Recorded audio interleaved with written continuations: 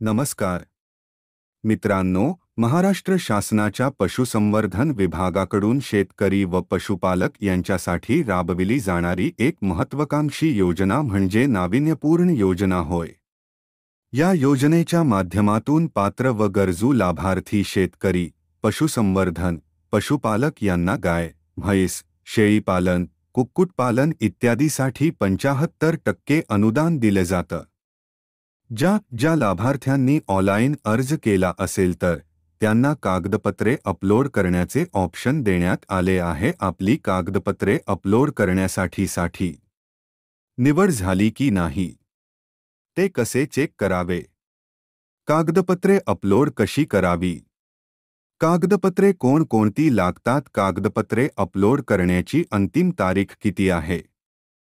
सविस्तर माहिती या व्हिडिओमध्ये असेल आणि वेबसाईट लिंक उपलब्ध असेल आणि तर हा व्हिडिओ शेवटपर्यंत पहा आणि डिजिटल नॉलेज या चॅनलला लाईक, शेअर आणि सबस्क्राईब करा म्हणजे नवनवीन माहिती आणि सूचना तुम्हाला या मिळेल।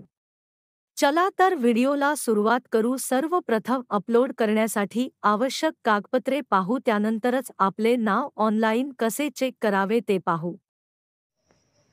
अर्जासोबत जोडावयाची कागदपत्रे: एक फोटो, ओळखपत्राची सत्यप्रत अनिवार्य, 2/7/12 अनिवार्य, 3/8 अनिवार्य, 4 अपत्य दाखला अनिवार्य, स्वघोषणापत्र, 5 आधार कार्ड अनिवार्य, 6/7/12 मध्ये लाभार्थीचे नाव नसल्यास कुटुंबाचे संमतीपत्र अथवा दुसऱ्यांची जमीन भाडेतत्वावर करारनामा असल्यास अनिवार्य, 7 अनुसूचित जाती जमाती असल्यास जातीच्या दाखल्याची सत्यप्रत असल्यास अनिवार्य, 8 रहिवासी प्रमाणपत्र असल्यास अनिवार्य, 9 दारिद्र्य रेषेखालील असल्याचे प्रमाणपत्र असल्यास अनिवार्य, 10 बँक खाते पासबुक सत्यपत्र असल्यास अनिवार्य, 11 रेशन कार्ड कुटुंब प्रमाणपत्र एकाच कुटुंबातील एकच व्यक्तीला लाभ घेता येईल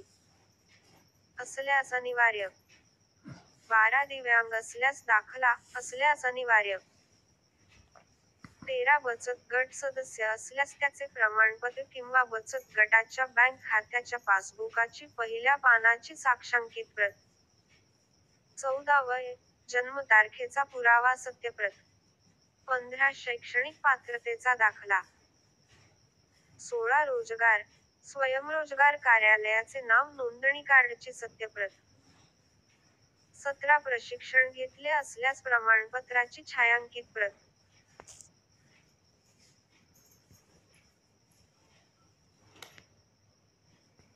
मित्रांनो, सर्वप्रथम मोबाईलच्या क्रोम ब्राउझरमध्ये सर्च करा च.महाबीडीस वेबसाईट लिंक दिलेली आहे।